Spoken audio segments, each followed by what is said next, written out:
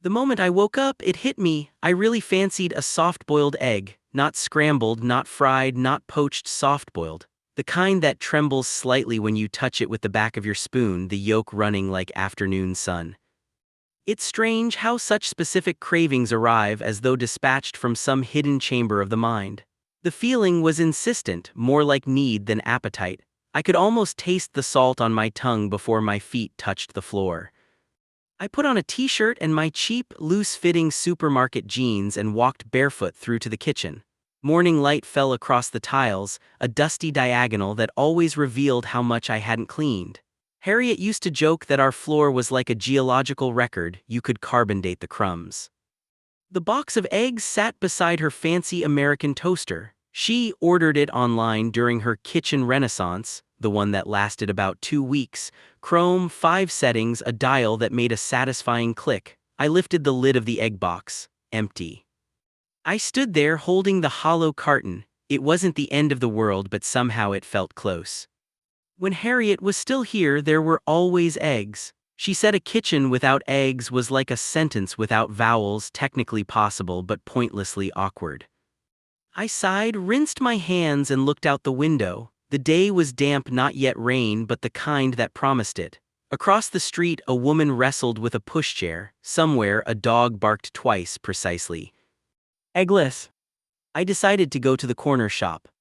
The street smelled of wet tarmac and last night's takeaway. The houses looked as they always did, identical in their small rebellions. A red door among the grays, a plant pot shaped like a pig. I passed Mrs. Lang's house where the curtains never changed and the same ceramic cat stared out year-round. There was a time when Harriet and I used to walk this route together on Saturdays, buying groceries we didn't need. Fancy olives, a loaf of bread still warm enough to fog the bag. She always held my arm, not possessively, just lightly, as if tethering me to the moment.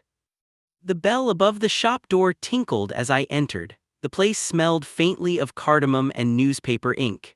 Behind the counter stood Mrs. D'Souza, who'd been there since forever, her hair piled like a soft-serve swirl. "Morning, dear," she said. "Haven't seen you in a while. How's Harriet?" There it was, the name dropped into the air like a coin into water. "Oh, she's doing well, I think," I said, immediately hatting the vagueness. Mrs. D'Souza smiled with that kind of gentle curiosity that people over 50 have perfected. "That's good. Eggs are by the milk, love." I picked a carton, free-range, speckled brown, and carried it to the counter. "Still like your soft-boiled, do you?" she asked as she rang them up. "Some things never change," I said. She gave me that knowing look that meant she understood more than she let on. On the walk home, I cradled the carton as though the eggs were fragile proof of my competence. The pavement gleamed. A delivery van idled by the curb, the driver smoking, his radio low and sad. Everything seemed slower than usual, as if the world had hit pause and was waiting for me to catch up. Back in the kitchen, I set the pan on the stove and filled it with water. The sound of the tap was sharper than I remembered. Harriet used to say our kettle's whistle sounded like a wounded bird, but I found it comforting, predictable.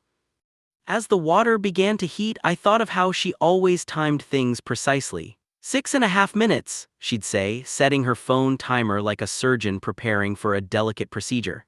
She'd stand there, spoon poised, waiting for the exact moment. I never understood that kind of devotion to perfection, but now, in her absence, I found myself imitating it. The water began to roll. I lowered 2 eggs in gently with a spoon, the shells clinking faintly against the metal. Steam fogged the window.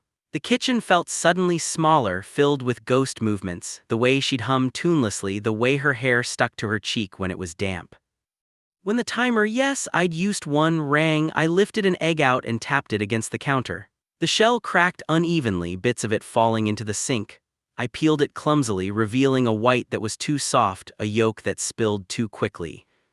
It wasn't perfect, but I ate it anyway, standing there, salt shaker in hand. The warmth hit my throat, and for a moment it was almost enough. After breakfast, if you can call one egg breakfast, I sat at the table and tried to remember the last time Harriet had been here. She left in the spring, I think, or maybe early summer. The seasons blurred after that. I remembered her suitcase by the door, its wheels silent on the floorboards. She boiled 2 eggs that morning. She only ate one. "You'll be fine," she'd said. She said it kindly, like a nurse assuring a patient that the injection won't hurt. She was wrong, of course. The rest of the morning drifted. I washed the pan, rearranged the cutlery drawer, even dusted the top of the fridge, things I hadn't done since before she left. I found an old grocery receipt tucked under a magnet. She doodled a little egg beside the word milk, her handwriting, small, careful, slightly slanted. By noon, I felt the walls closing in. I decided to walk again, nowhere in particular. Outside, the sky was the color of dishwater. I followed the pavement without thinking, past the row of shops, the bus stop where the adverts always peeled at the corners. A man was sweeping outside the cafe where Harriet and I once spent a whole Sunday doing crosswords. She used to make up clues of her own, half of them nonsense. At the park, the grass was slick. I sat on a bench overlooking the pond. Ducks drifted, aimless and dignified. A boy threw breadcrumbs, a woman shouted not to get too close. I thought of Harriet again, not as she left, but as she'd been in the middle of things, her laugh, sharp and sudden, like glass breaking in a good way. The way she'd roll her eyes when I oversalted everything. She had a talent for turning irritation into affection. I realized, sitting there, that I hadn't really missed her so much as the texture she gave the world. She made mornings matter. Even silence was louder when she was in it.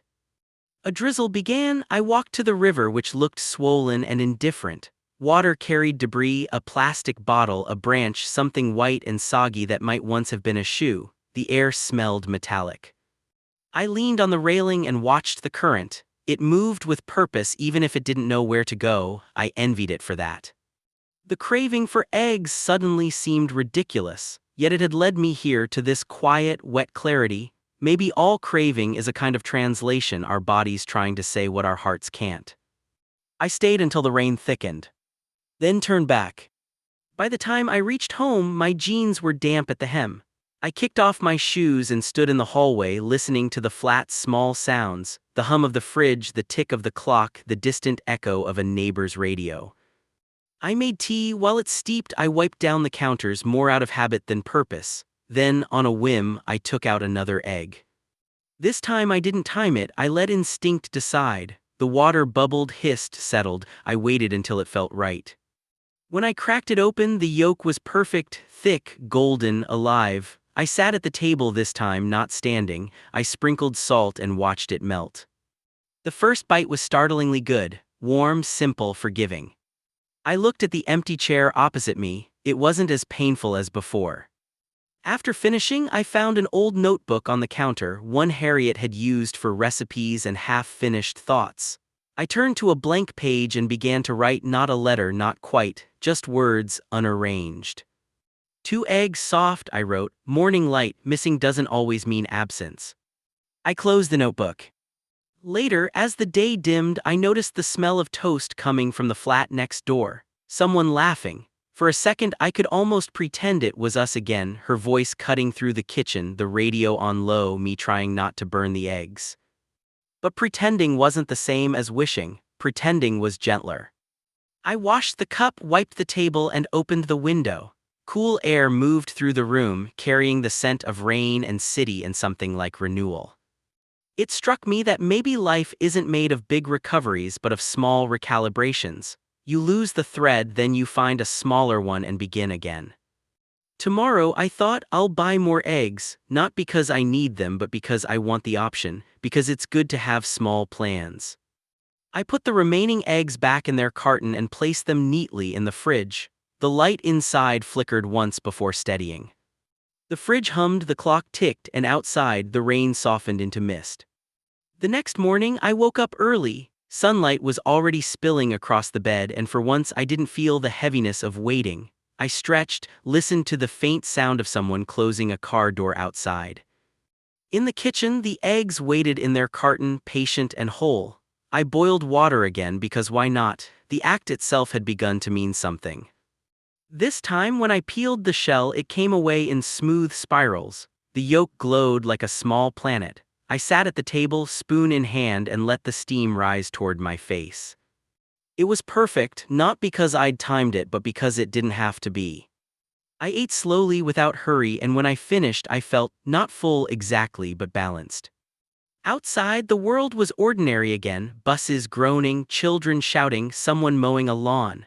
I watched the morning through the window and thought how easy it was to mistake stillness for emptiness.